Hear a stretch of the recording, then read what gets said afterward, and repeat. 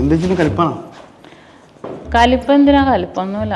ഞാൻ അവിടെ ഓഫീസിൽ വന്നപ്പോൾ ആരായിരുന്നു കലിപ്പ്? ഇവിടെ ഓഫീസിൽ വന്നത് നമ്മൾ ഭയങ്കര ഒരു ഓട്ടത്തിലാന്ന് എനിക്കറിയാം. നമ്മുടെ ഷോപ്പിന് ഇനാഗുറേഷൻ കാര്യം എനിക്കറിയാലോ. അറിഞ്ഞു ഇനാഗുറേഷൻ എന്നാ? ഇനാഗുറേഷൻ പണിയിടുന്നുണ്ടിരിക്കുക. ഇനാഗുറേഷൻ ഏകദേശം ഈ വന്ന 19-ാം തീയതി അല്ലെങ്കിൽ 20-ാം തീയതി എങ്ങനെ ഇനാഗുറേഷൻ ഉണ്ടാവും? ഈ 19-ാം തീയതി.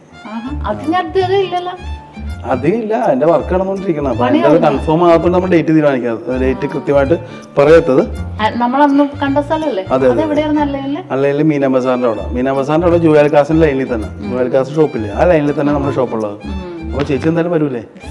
നോക്കണം, ടൈം നോക്കണം, ബുക്ക് എടുക്ക്, നോക്കട്ടെ എന്റെ ഷെഡ്യൂൾ ഒന്ന്. ഷെഫിന് ഇപ്പൊ ഷാവുലും അജ്മലൊക്കെ പറഞ്ഞെന്ന് വെച്ചാൽ ഏകദേശം 19-ാം തീയതി തീരുമെന്നുള്ള. അപ്പൊ നമുക്ക് ഏകദേശം ഡേറ്റ് നമുക്ക് എല്ലാവരോടും കസ്റ്റമറോടും എല്ലാം നമുക്കൊരു ഞായറാഴ്ച നമുക്ക് ഡേറ്റ് പറയാൻ പറ്റും. പക്ഷെ ഷെഫി പറഞ്ഞത് നാളെ പറയാന്നുള്ളതാണ് പറഞ്ഞത്.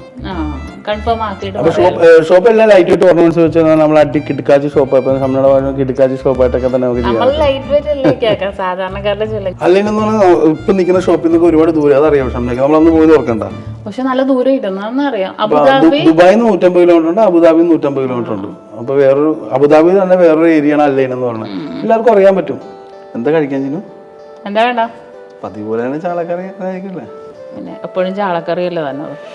ചാറ് മുക്കി നിൽക്കാൻ വാ.